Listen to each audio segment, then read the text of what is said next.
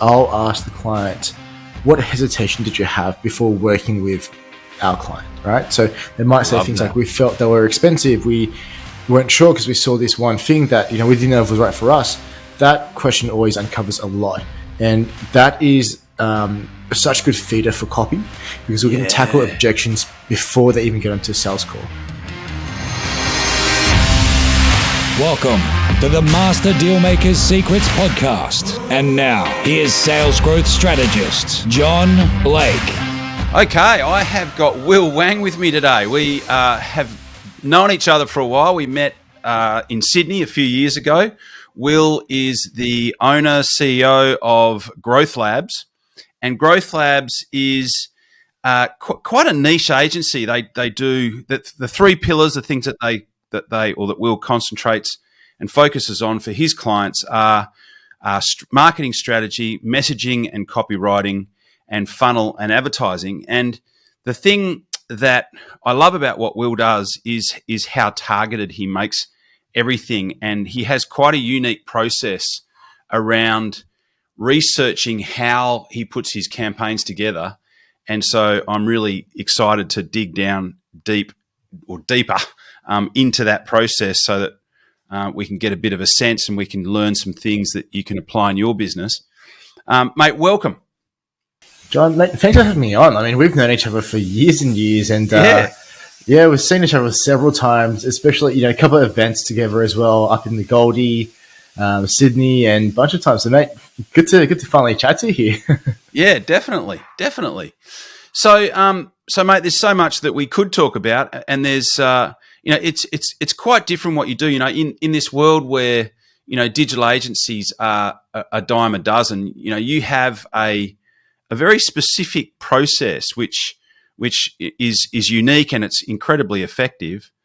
Mate, one of the questions I wanted to start with was, there's so much changing right now. Like it's it's like if you switch your computer off or your internet off or your social media off for like 3 weeks, you could come back and you're kind of like Rumpelstiltskin. You've been asleep for 40 years. And then you wake up and the whole world's totally changed. You know what I mean? Yeah. So like how, what are you noticing? I mean, I know that I speak to a lot of agencies, marketers, like I've got a lot of referral partners that, that send me clients that they're generating leads for. But so many of the digital agencies these days are just like, I am so over Facebook. I don't want to be on there anymore. There's so much that you can't say. There's so much that you are restricted. People getting their accounts shut down when there's other accounts that are just like total spam that are allowed to just do whatever they want. Like, what are you noticing? Yeah. Mate, that's a really good one. I mean, to give you some context, we used to be heavily on Facebook. We used to manage about $500K a month of our clients' budgets on Facebook. Yep. That's actually dropped a fair bit over the past couple of years. And, I think part of the reason for that is because it used to be a gold mine, right? You used to mediocre ads, do some targeting hacks, and then you just be printing money. And it's gotten harder to do. Nowadays, I think, for me anyway, the good marketers are still around and we're still making money, but you've got to get really in depth with your industry and your clients. So, for example, we've moved mostly towards cold emails now because we're very B2B focused. So we do a whole bunch of cold emails, but also leverage Facebook ads in a very B2B specific way.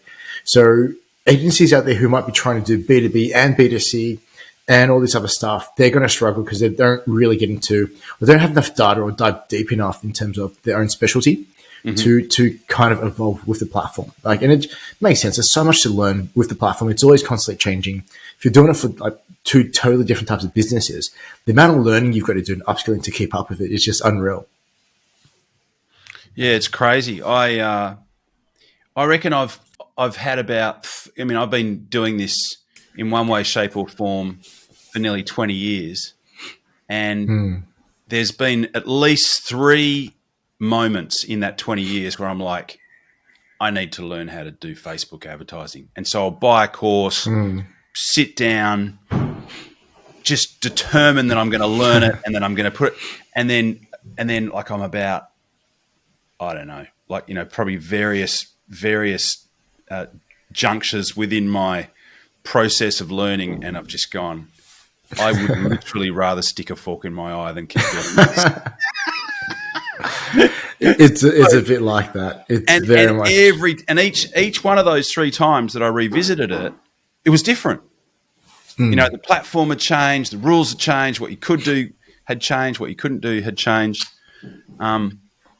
So I guess that then leads on to, you know, one thing that you said that really jumped out at me is in depth. So I had a quick look at your website. I watched that video on your process. So I'd love to dig down a little bit deeper on that. Now you spend, in terms of your research process, because you know, like I know people. I've seen this happen.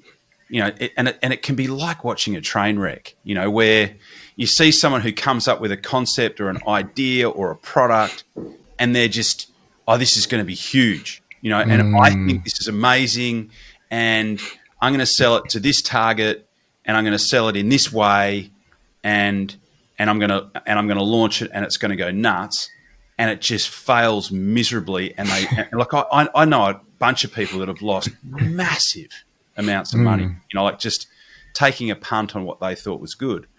And the thing I really loved about, you know, learning about your process, and, you know, I guess I was kind of revisiting it because I've heard you talk about it before, is the way that you go deep into a market. So you talked about, you know, getting into Facebook groups and LinkedIn groups on your target market, understanding the market lexicon, looking at Reddit, you know, and other, you know, blogs and chat rooms, and, you know, what specifically are you looking for?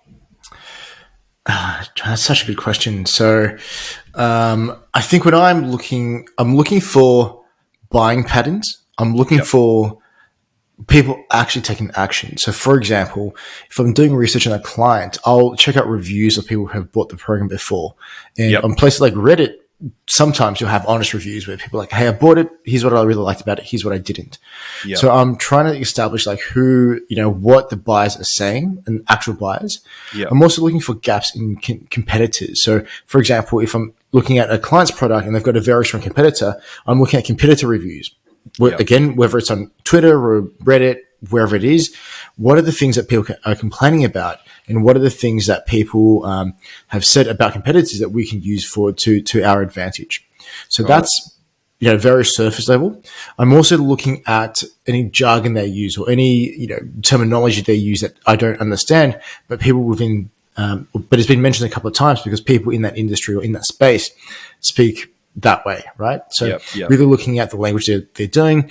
And then ultimately, one thing that we've also done is we've interviewed current and past clients, and we've actually gone to market with a dummy product onto a sales call. Like we've actually gone deep and actually tried to sell something in a way that doesn't link back to our clients, but we just wanted to see if we presented our offer this way, would the market buy? So there's a whole bunch of different factors, but it's really about like what are the actual buying signals and actions that people are taking rather than what are just people saying. Yeah, got it. Because there's a difference between somebody who has an opinion and somebody who has actually converted their opinion into an actual purchase, you know, and made a buying decision. I remember years ago a recommendation from Jay Abraham where he said, you know, look at the top, you know, look at all the 5-star reviews, but now look at all the 1-star reviews. You know, look at the 5 best-selling books in that category, and then look at the 5. You know, look at all the top reviews, but look at all the crappy reviews, and you'll get toward and away, because you'll get people that will say, oh, I really like this, and this was useful, and this was, you know, positive, and then you'll get all the people, all the naysayers that'll be like, oh no, this was crap. You can see the patterns. Exactly. I find a lot of gems in the 4, 3, and 2-star reviews, because typically on the 5 and 1 star, you get the extremes. You get people who are just, you know, either like a paid friend or something like that, who just come in. This is like, you know, God's gift to the industry and things like that. And it's just, you can't really give it too much weight. And then on the 1 side, you've got people who are just, for lack of a better word, competitors, or just like the stupid people out there. Like, right. And they're just like, oh, I bought this thing. I didn't press the button.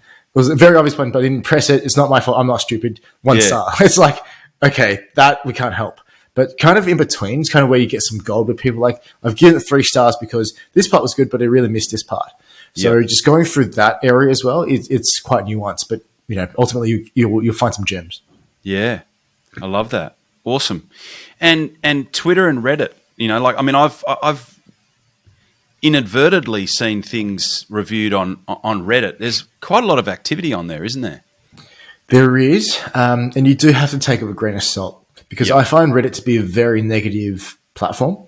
Yep. But it's one of the most highest traffic websites in the world, and people have got weird niche communities. So anything you can think of, there's probably communities talking about it on Reddit. So I find it amazing for research, but you've also got to be a little bit more optimistic than what you find on Reddit itself. Yeah. Anywhere else that you look other than Twitter and Reddit? Magazines. So buying industry magazines. Get to look at what competitors are doing. Where else do we look? Facebook groups is a big one. Obviously this is going to go out live, but we've got some other, let's just say, profiles where we can use that aren't me, but we can use it to get into Facebook groups just to do some data gathering. So obviously that's quite helpful to have. Yeah. Where else do we look? Associations are actually quite good. Yeah. In terms of, if you're researching a particular industry, the associations have a lot of information about the industry itself. That's always a good place to start. Yeah. And just current and past clients. That's absolutely, biggest gold mine. Yeah. And do you have a particular structure? So I've done a bit of that when I'm trying to, work with certain people. Is if you're talking to a current client, what would be some of the questions that you would ask? Do you have like a structured way of having that conversation, or? Yeah, we actually have a checklist of questions that we ask. Yep. Probably the most important ones that I get a lot of value from is I'll ask the client, what hesitation did you have before working with our client, right? So they might say things like, we felt they were expensive. We weren't sure because we saw this one thing that, we didn't know if it was right for us. That question always uncovers a lot. And that is such good feeder for copy, because we can tackle objections before they even get onto a sales call. A lot of people who listen to the podcast want to know what we do over at Master Dealmaker Secrets. And effectively what we do is we work with sales professionals and business owners all over the world who are seeing massive increases in their top line sales revenue. So we help business owners and sales professionals to effectively focus on the 3 key drivers to growing sales revenue in your business. The first one is controlling the message that you send out into the marketplace so that potential clients see and hear and read what you do as an opportunity as opposed to your competitors. The second thing that we do is we help you to create a direct path to the 20% of your ideal clients that will deliver 80% of the revenue. So everyone knows the 80-20 rule. We help you to develop a direct path to the 20% of the people that are going to give you 80% of your sales revenue in your business. And the third thing that we allow you to do, that we create a process for, is for you to be able to double the amount of leads that you get that convert into paying clients. So if this is of interest, we do have an application-only process to become involved in this particular program. And to get to there, all you need to do is to go to johnblakescall.com. So it's JOHNBLAKESCALL.com, and there's a couple of questions to answer there. And then what you'll do is get on a quick conversation with me, and I can find out a little bit more about what you've got going on in your business and see potentially whether what you are doing would be a fit for what we could help you with. And at that point, I can extend an invitation if it's a fit, and you can make the choice to come on board or not. So that's the opportunity. That would be the next step if you're looking at how you can take things to the next level. If you're enjoying what you're hearing on the podcast, if you're getting value from it, I invite you to do that, and I will look forward to talking to you. The website is www.johnblakescall.com. Talk to you soon. So that one for me is absolutely gold. Others, we ask, what were you hoping to achieve by working with our client? Like, what were your hopes and dreams? And what's the reality? Have they surpassed it? Are you still not there? And invariably, we get put in touch with clients who love our clients. So, generally they don't turn around and go, no, it's been crap. Like, it's got nothing from it. Yeah. But generally they'll say, yeah, it's been over and beyond. And then I'll have to dive deeper. Okay, which part? Like, what element of it was above and beyond? Was it the customer service? Was it the results? Like, what was it that is getting you to say this? I like to dive a few layers deep. So, for example, on a recent client interview, his client said, yep, my client's amazing. They do this. Okay, great. But what part of it specifically? Oh, related to customer service. Great. But what part of the customer service? Like, are they responsive? Are they like, oh, no, it was actually the onboarding process. Okay, cool. What did they do during onboarding that impressed you so much? And it came through, and there's this thing that my client hadn't even thought about. They just do instinctively. But because it went deep and asked a few layers deeper, I was like, oh, this is actually very valuable. Or your clients really appreciate it when you guys do this. And so for them, it was like, oh, wow, we never knew that. We've just always done it this way. But that kind of lends itself to a strong USP. When you can put it into the client's words and put it on the website or in sales copy, it just has that much more power to it. I love that because, and in particular, where what were you hoping to achieve? What was the reality? And, what was to your expectation, and what was perhaps the not so good news? What was some things that you were hoping to achieve, but that for whatever reason you weren't able to achieve. So you get the sort of the good and the bad. And then the other thing that I love there is where you've drilled down and you've said, well, what part of the customer service? Because customer service is such a nebulous term. It's like, well, can you give me an example? Can you give me an example of that? Yeah. Exactly. And everybody, most of my clients, like, our customer service is top notch. Like, great. But I kind of heard that from, every single one of your competitors. Like, everybody says that. Yeah. So to have to drill down is actually where the power is. Yep, most definitely. Awesome. So you've talked about cold email. How do you kind of pull that off without getting shut down? That's a really good question. So if you have, I like the principle of inversion thinking that Charlie Munger always talks about. Charlie Munger being Warren Buffett's business partner. Yep. But I will say I piggyback off this from Alex Hormozi, who talked about it, and then I went back and researched it. But inversion thinking is pretty amazing, right? It's the idea of what if we wanted to get the opposite result. So I look at it and go, how do you get an email server or account shut down for spam? Well, first, you've got to have messaging that's just crap. Mm-hmm. You've got to have messaging that's not relevant. You've got to have a lot of random people on your email list that mark you as spam. And you've got to be super tricky to annoy people or make it really hard for them to unsubscribe. Yeah. Right? You've got to be in their face and not let them, block you, things like that. That's when you run into issues. So for us, then, if we look at that, that's how you destroy an email server or an email domain. Well, we'll just do the opposite. We'll just make it super easy for people to unsubscribe. In fact, we'll ask them, hey, is this relevant for you? If not, I actually won't send you anything. Instead of going super aggressive and trying to sell and be pushy and sleazy and trick them into opening emails, we'll write emails with the subject lines are very closely tied into the body copy. So at least the messaging has relevance, and they're not just clicking on it because hey, can I ask you a quick question? They click it, and it's a pitch fest, right? No one likes doing that. So we do the opposite. We also be very specific about who we're targeting when we build the lists. So we don't go high volume, we go high conversion numbers. Yeah. So for example, rather than going, I'm going to spam 100,000 people with this email and maybe one or, less than 1% would reply, we actually get 70 to 80% open rates and anywhere between 15 to 40% reply rates from the people we contact. But we don't do 100,000. We might only need to do 300, 400. But the reply rates makes all the difference.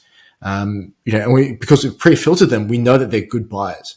So that's how we play the game. Like smaller quantity, much higher conversion rate and quality of emails, much more targeted, super easy for them to say no if it's not relevant and ask them if it's relevant or not.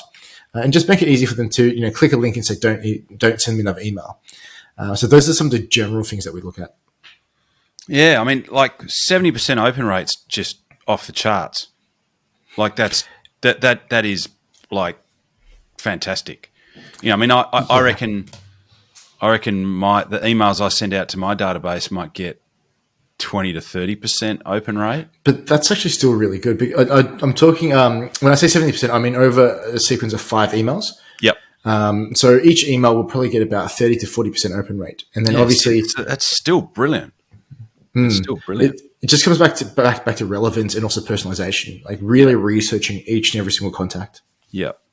And so you're, and then, obviously you wouldn't do it from your own or from the client's domain name, because that could get ugly pretty quick. Exactly. So even though we do everything right and we haven't burnt the domain yet, knock on wood, we still buy a separate domain to send cold emails from. Yeah. That looks like, that looks very close to the actual domain. Yeah. There's never too many safeguards that you can have in place. So for instance, we actually build our own email servers. So we have our own email servers sitting out there in a cloud farm somewhere that we send our cold emails through. So we know, hey, our server's copying a hit or something's not right here. Like, what do we need to tweak? So that's one layer of security. Was that the second hard to layer, do, to set up your own email servers? We had to pay someone to come in and bring the expertise to do it for us. Yeah. And it wasn't cheap, but it's worth doing. Yeah. Yeah. That's awesome, though. It helps a lot because we used to just use a bunch of software that sends out stuff, and the software's got their own servers, but it only takes one bad operator on the software platform and the entire server's burnt. So we thought, look, because we do this as, this is what runs our business, we need more control. We can't let, some cowboy destroy our servers. We'll build our own and just run everything through it. Gotcha. So that's, that's a pretty good overview of what you're doing online. Are you doing anything offline? Yeah, offline's actually, we've gone more offline as the world's moved more online. Yeah. So for example, some of our best campaigns have to do with events. So we'll cold email and set up meetings for our clients before they go to events, during events, after events. That's amazing. It's still working really, really well. We'll send direct mail as well. So we'll send things out in the post. Mm-hmm. That is, as people start moving out of mailboxes, we're moving into mailboxes. Yeah. Because the people are still checking the mail, right? It's still something that people do. So that's something that we're doing. There's a couple of other guerrilla marketing things that we're doing at events, like getting, dressing up in things and walk around to get attention. But, offline's still definitely a great place to play. Yeah, because that's like when I've used offline a lot over the years, and when we moved, because when I first started the agency, we were niched in action sports. Yeah, I remember that. And I moved from sending out stuff in the mail to just having a list of people that I wanted to send an offline pack to, and we put like books and free reports and cover letters and all sorts of other things in this direct mail campaign, and it went great. Like I was getting, I think I would send, out of every 10 packs I sent, and a lot of them I was sending cold. So I would send 10 packs. I would talk to 5 or 6 people, and I'd get one appointment.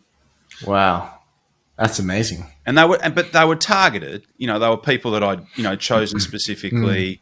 We're sending them a pack. If you include the cost of the express post package that it went out in, and the books. At that stage, people were still sticking DVDs and CDs in their system. So we were packaging up brilliantly. Designed and put together DVDs and CDs and books and all that sort of stuff. So, some of the time they would get what looked like $30 or $40 worth of stuff that would be rocking up in the mail. And I had one client that I rang up and the guy goes, "Oh, g'day, John, how you going?" And I'm like, "Good." And he goes, "Oh, so I guess you want to come in?" I'm like, "Yeah, that'd be great." And so I rocked up to the first meeting, and him and his business partner had already made the decision to hire me before I got there. So it was like I was rocking up to a meeting on a project that was my project, but it had actually started without me. Right. It was the most freaky thing. It was the only time that ever happened, by the way. But you know that I've had over the years some pretty amazing experiences. You know, that was when we just used to send them cold, and then the other way was using LinkedIn, so getting people on LinkedIn to put their hand up, and then we would mail one and get it like that. But I got some business out of doing it that way as well. I mean, it's actually phenomenal. Like you think about how much people are paying, businesses are paying to get a phone call booked from advertising, and like something like just sending a really good pack, even if it costs you, $200 by the time you put the pack together and send it and have it registered, all that kind of stuff, $200 to get a really good appointment, like that's phenomenal. Yeah, right. It's unreal. Yeah, that works. I mean, I had one client that wanted to. He had this this tech product that he wanted to get into Coles and Woolworths and Kmart. It was like a smart PA, like a bit of technology, and we created a like a properly professionally shot and edited video, and we put it onto a whole bunch of iPads, and he sent these iPads out in packs to these target type people. And it was good because it got a lot of attention. It was bad because not in all cases, but in some cases where they're not allowed to receive gifts. And so it tripped a few alarms in that regard. What sort of stuff are you sending out? Because there's that balance between sending something that has high perceived value, but not so much perceived value that they perceive it as a gift. Yeah, I mean, I think we must run in the same circles because we've done the same thing with iPads in the past, like jailbroken iPads and all that kind of stuff. But it really is.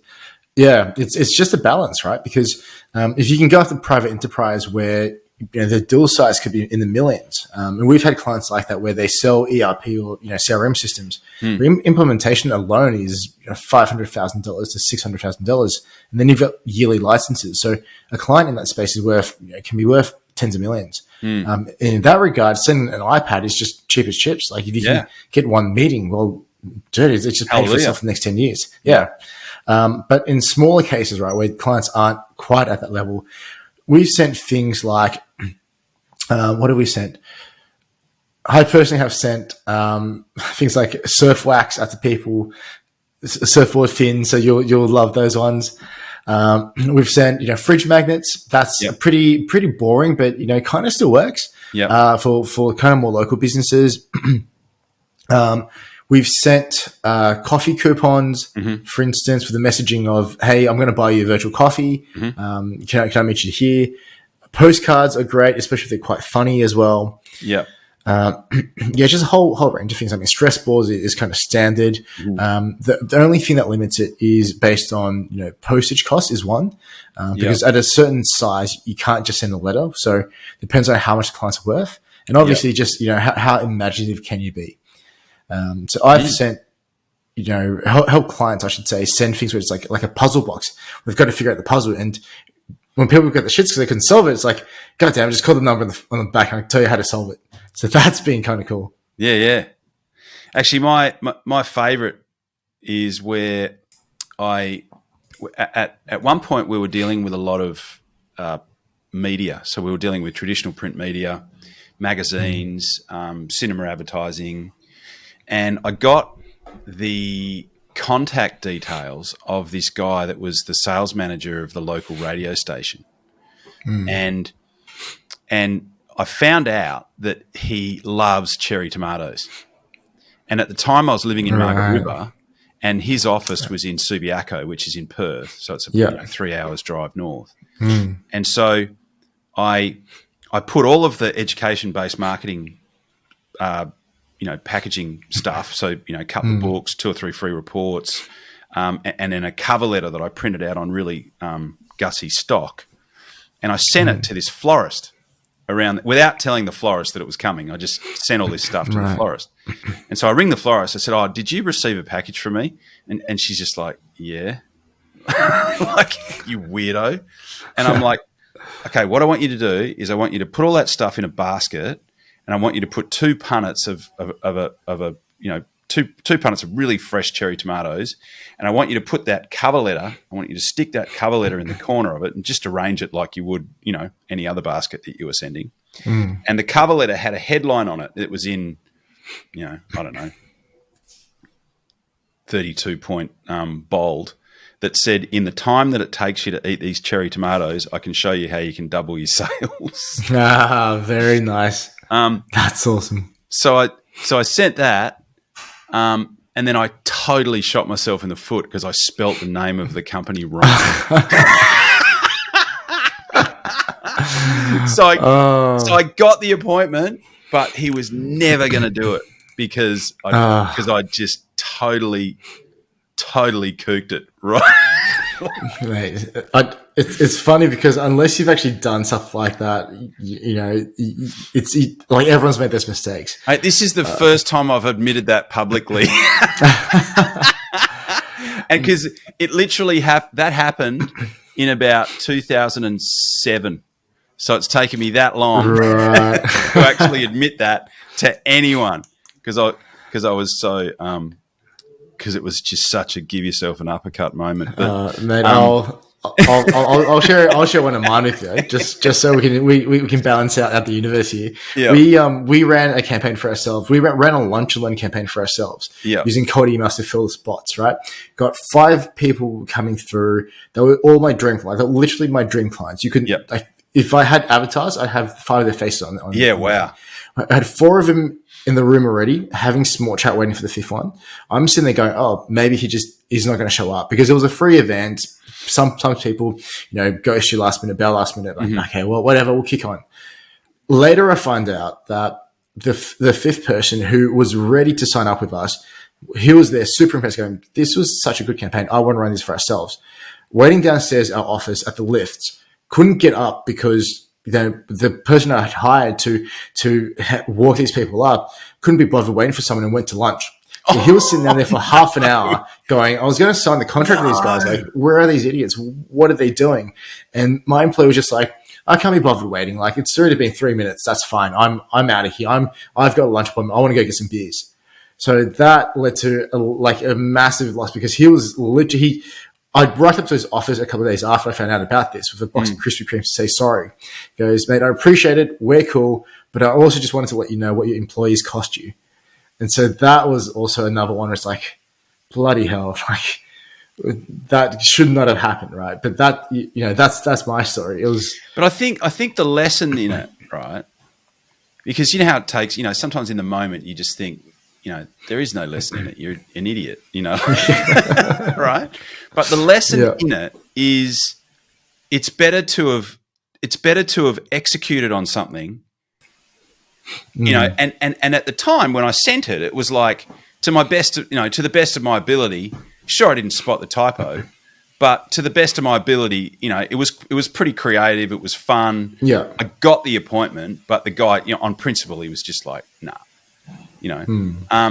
But it's better to execute and stuff something up than what it is to overanalyze it and never send it and never have a story to tell. Exactly. I mean, the only people who tell stories are the ones who've actually done something and had some success. Yeah. So the fact that we can laugh about this now means that hey, we've gone through it. We've gone through it. And now we've went on the other side and we're fine. A number of years.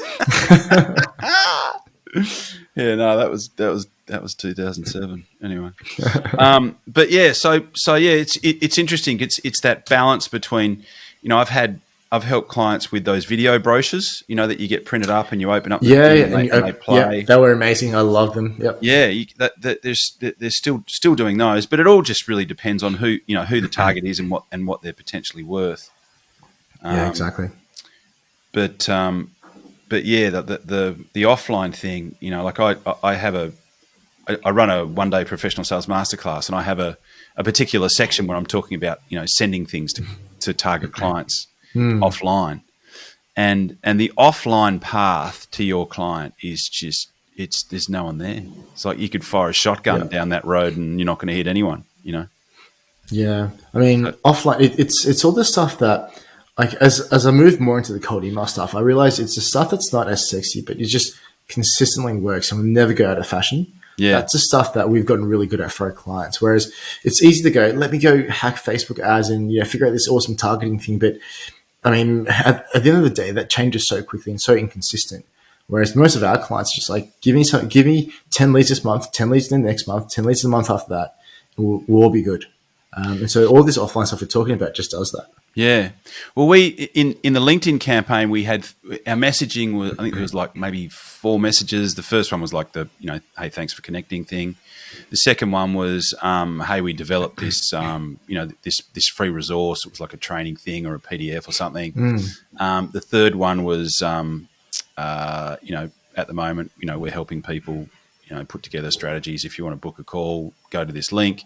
And then the maybe that was the fourth one, but yeah, the third one was hey, we put this package together specifically for people in your niche who want to do this. If you want it, just email me back. Message me back with your mailing address. We'll get one out in the mail to you today. Yeah. And that's out awesome. Of all those messages, that was the one. That was the one that everyone was just like, yeah, send that to me. Yeah, that's awesome. I mean, people still love getting things physically. It's why like we buy so much stuff from Amazon. It's always a good experience. Like Amazon's done us a huge favor. They train people to like getting packages. Yeah, there's a neuro association with getting a package now. Yeah, exactly. Yeah, exactly. So I mean, this BMF has just made it easier for us to send people stuff because now they get it. And even if it's like, sales material, it's still kind of exciting to be holding a box in your hands and unboxing it and, what's in here, and just having that mystery. So, if anything, I'm really doubling down on actually offline stuff at the moment. Yeah. So what else are you noticing in terms of what's working out there in marketing? I mean, I guess one of the cool things that I guess I got, when I was checking out your website, your video, and just, thinking about what you do is that you're using old school type principles, and a lot of that's just timeless. It's about knowing, who it is. Like it's like David Ogilvy's quote that I saw recently is like, your customer isn't stupid, she's your wife. Yeah, that's a good one. That's absolutely, and like you're right. Like I would say if I had. I'm not formally trained in marketing, so I didn't go to uni for marketing or anything. So, but all the training I've had is from the old school marketing. Yeah, exactly. Yeah. It's from like the Ogilvy's, right? Like the Habit, like all these guys that were just doing super profitable direct response stuff. That's how I cut my teeth. That's how I've learned. And once you learn that kind of stuff, you understand it's the psychology, not the execution. Like technology changes. If anything, it just makes it faster. But if you understand psychology, it doesn't matter what the platform does, you'll still find a way to win because you know how people think. So that's kind of been the basis of how we do all of our campaigns. What are your go-to books, the ones that you continually refer back to again and again and again? Ooh. That's a good question. I mean, I'll give you a couple of categories because I think of books in different categories. That's how I kind of process it. Favorites, stuff I go back to every quarter and I read every quarter. Tim Ferriss, 4-Hour Workweek is probably one of the biggest, but only the first third of it. The last 60% I think gets outdated really quickly because there's tools and tools always get outdated. But the first 30% around fear setting and dreamlining is amazing. I review it every quarter. Work less, make more. I shouldn't butcher that. Work less, make more by James Franco, who we both know. Obviously, that has been instrumental. And we're going to be hanging out with him pretty soon. I know. I'm looking forward to that. Maldives, which would be awesome. Definitely. So that is an instrumental book in terms of looking at like why and how we're approaching the growth of the business, which has been instrumental. What else has been a new book that's recently entered is $100 Million Offers by Alex Hormozi. Oh yeah, I've read that. I've got the audiobook. I've listened to the audiobook about 4 or 5 times. Yeah, the way he explains how to structure an offer is just world class. Like I really enjoyed reading that. Yeah. What else has been good? I just love how formulaic it is. Yeah, exactly. So those 3 I think just stand out because they're always top of mind. Yeah. Other books are The Ultimate Sales Machine by Chet Holmes. Yeah. It really helped me to formulate some of the earlier, fundamentally a lot of what we do is based off what Chet Holmes probably teaches. my most thrashed book on my bookshelf. Yeah. And then the last one I mentioned is Robert Cialdini. Oh yeah, What's he's got influence. Persuasion, but Persuasion and That's influence. Yeah, it. yeah, Both of them are really, really good. I mean, they're yeah, kind of go-tos that I review at least once a year. yeah, yeah, definitely. What would I add to that? I've actually done a couple of book reviews. Most of my stuff probably relates more to the actual face-to-face sales conversation as opposed to the marketing type stuff. You'll probably have spin selling, I would imagine. Oh yeah, definitely, Yeah. definitely. Actually, another one that I've that looking around is Start With No, which is where he talks about. I guess it's reverse psychology, and phrasing questions in the negative, so that you actually, So an example would be, would you be opposed to me putting together a plan and us catching up and me going through it with you? You know what I mean? Yeah, I like that. Because the answer to that's no, but it's actually a step forward. Yeah, because we're we trained to say no automatically. Yeah. So you're working with human psychology. Yeah, that's brilliant. Another example is, when you're talking about the problems that, the three main problems that you solve for your clients, where it's like, the three biggest problems that clients come to me with is, that they're not articulating what it is that they do in a way that their potential clients are seeing as an opportunity. These are my three. They're not connecting with their ideal clients, the 20% of their clients that give them 80% of their revenue. And the third one is they're not converting enough of the inquiries that they get into paying clients. And then at the end, you say, I'm guessing that none of those are going to be an issue for you. That's clever. That's clever. You know what I mean? That's They're really like, no, we could always do with more sales, or no, we could always, articulate what we do in a better way. So, that's some of the stuff that they talk about in that particular book. But the ultimate really sales cool. machine's a ripper, especially the part around education-based marketing. I've talked about that in my book as well. Yeah, that's where I got the idea of doing lunch and learns. Just be like, hey, everybody, come in. Let me teach you some stuff. Yeah, let me network with you, and then it just by the time they've sat in your room, ate the food that you provided to them, drank the coffee you provided, go back to influence. Like they feel like they owe you at least a chance to pitch what you do. Yeah. So that kind of works as well. And actually, just talking to you now, and getting your take on books, and getting your take on Start With No reminds me of Never Split the Difference. Yeah, that's really good. In fact, Chris I want to get the audio version of that, because you get to hear the tonality in how he phrases things. Yeah, the audio version's. I highly recommend that. Like, I'm a very visual. Like, I like to have the book in my hand, but the audio version of that book in particular is amazing. Yeah, no, I definitely need to get that. But yeah, the education-based marketing stuff. So many of the clients that I work with, if there's somebody in the organisation that can present, I'm like, oh my God, this is going to work so well. Like I'm actually doing it with a client that I've got in the moment that's in the legal space, and they don't want to be pitchy. It's like they're not going to, as a lawyer, your positioning is such that you're not going to cold call someone. But if you were to ring and say, look, in your industry, we're getting this issue's coming up a lot, so we're calling all of the people in your industry in your area, and we've put together this presentation, we've already covered a lot of the people in your industry, but we thought you might want to know the same stuff as what they're learning, so we wanted to offer it to you guys as well. Is that something that you'd be open to? That way it's powerful. Add value, get in there. Once they know who you are, suddenly they start to think of you when they have that particular issue crop up. Yeah, definitely. Awesome.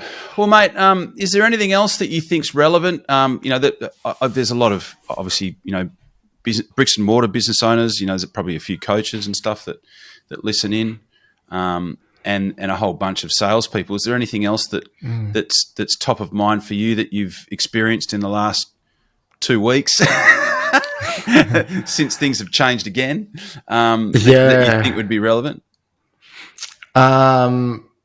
Mate, I think AI. We're gonna have to touch on that because that's kind of we've got to. What's on everyone's mind, right? To. Yeah. That's probably the main thing I'm seeing recently with all the trends, and everyone's talking about it. Everyone's playing with it, trying to do things with it. Everyone's saying that they're an expert in it. For the whole thing's been around for 2 weeks, and now like experts are like, okay, just relax. I did the maths on it. 10,000 hours, right, from the start of November is, and this is if you did it like 24/7, 365, isn't for like another 2 years or something. So mate, what's your read on it? It's not there yet. No. It will probably get there one day in some shape or form. Yeah.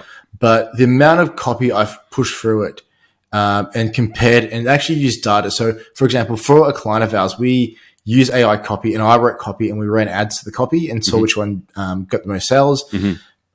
I think I performed at like 20x. Like the AI one didn't really generate that many sales. We had a bunch of sales from the copy I wrote. It's still so nuanced. It's really just missing, like when you read it, you know, it's kind of from AI. Yeah.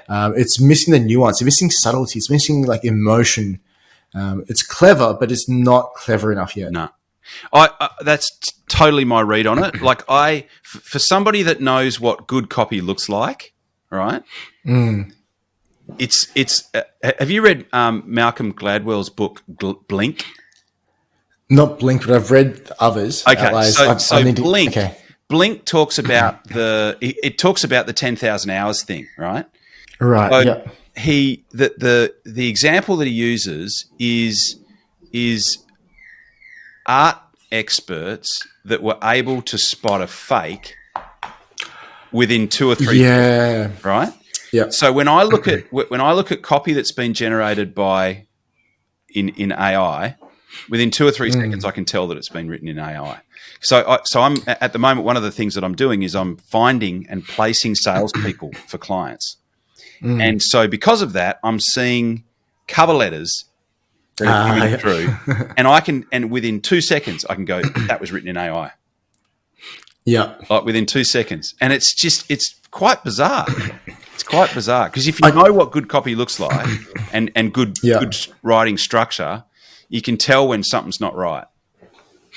Absolutely. It's funny you say that because I did something recently where I had my team use AI and create copy and edit it afterwards and present to me to see if it's viable for us to, scale up and not have me involved in a lot of the process. Because I'm still super involved in a lot of what we do for clients, which is good and bad. But I absolutely love what I do, so it's not too much of an issue. Yeah. And all the stuff that came through, again, if you don't understand, if you haven't lived and breathed copy, you're like, dude, this is amazing. I look at it and go, no. Like first impressions, like something's off. Like there's something missing. Like I don't know what it is. That's the Blink test. It's not quite there. Yeah. Yep. And then it's like, oh wait, but the more you dive down, it's like, here's where I would have done something different. Here's a subtlety that it's just so hard to like, how do you encapsulate the subtlety? Yeah. How does AI do it? And I don't know if it is going to be as fast as people say it is. Like, don't get me wrong. I use AI a lot now in my own writing for research, for editing, for structuring and things like that. It saves me a bunch of time, but ultimately I'm still going pen and paper first, input into AI, take it out and edit. So, we can say, sorry? I was going to say, how are you using it for research? So how is it augmenting what it is that you're doing, on Reddit and Facebook groups and all that sort of stuff? How is it complementing that? It's super pointed research. So I still don't use AI to do research when a client first comes on board. I still like to go into Reddit and all of that to do the overview of industry, the company, all of that kind of stuff. It's only when I'm writing specific copy where I'm like, hey, bring me an example from the 1980s where this happened. And it goes up, like here's the thing. Here's the one example. Here's the one joke. Or here's the one phrase that you can use. So that's how I'm kind of using it. Or I would say things like, what are the 10 big challenges that you think Like, pretend you're someone from the industry. What are the top 10 challenges you're talking about every single day? But the thing is, you've got to go and validate all of it, because AI, if you think about it, it's been fed all this stuff from the internet, but the internet's not always right. Like, No. in fact, internet's very often wrong in terms of what the actual truth is. So you've got to take it with the context of, I can get a fast research, but it doesn't mean I'm getting to a faster answer or a better answer for my clients. I saw someone that I'm sure we both know, who I won't mention, and he was explaining how he's using it, and he's getting it to write him like meal plans, that have X amount of calories in them. He's getting it to write him exercise plans that use specific equipment, which on one level it's like, okay, well that's pretty innovative. Yeah. But like if you're, I just don't know whether I'd trust it. I just, you know what I mean? Like, would I really trust like something that's been programmed by someone who, I mean, all the people that programmed it or put the stuff in it, do you reckon they were really fit? Do you reckon they had good diets? You know what I mean? 100. It's people using it and just be like, this is true, because like what it's printed on the screen. It's, and even within like, and that's a whole, can of worms, like, an individualized diet and all that kind of stuff. That's why, like, when people are like, hey, you should do keto, I'm like, no, you shouldn't. What's your blood readings? Like, what are your markers? What are you trying to achieve? Like, it's so like, here's what it is. It's like BuzzFeed. Like, would you trust anything BuzzFeed puts out? No, but it's stuff on the internet. But, it's just someone's opinion. So yeah, I treat AI the same way. It's an aggregate of the internet's opinion, but the internet can be stupid, right? Yep. Definitely. And I've just, oh, gotcha. I just lost your video feed, but it is recording at your end, so that's fine. Sweet. Yeah. So it'd be interesting how the AI thing pans out in the future. I think it'll get better. What's that? I think it will get better. I think it will too. But I don't know that it'll. I don't know that it'll have, like you say, that nuance and that personality. Like, can it? Can it develop that? That personality and that element that really connects with people. I think it's almost. Yeah, at the current stage, the way I look at it is like giving someone an F1 car. Like, if you're great at copywriting, you can take the car and be, like, amazing with it, right? Fast in the world, turning the tight corners, having a great time with it, achieving awesome results. But give it to someone who, has just learned how to drive and they're going to kill themselves. Yeah. So it's like, it's literally a tool. Yeah. And people are kind of putting their hopes and dreams on it. I think it's going to change everything. But like, I've had people who have been, reach out to me to study copy and like, hey, how would you approach copy? And I'm telling them like, oh, no, it's fine now. We can just ask ChatGPT. I'm like, great. Because then that widens the divide, because you're never going to get to our level, because we put the hard yards in to study the stuff behind, the psychology and all of that.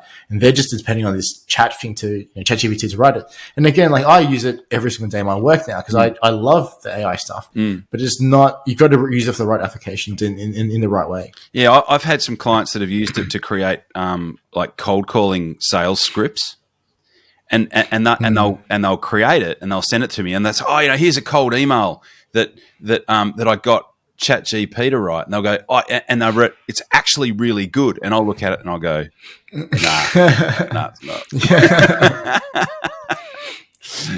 It's like, I don't consider myself a copywriter, but I've been studying copywriting since about 2004, so I know. I consider you a copywriter. I know what really good copy looks like. You know what I mean?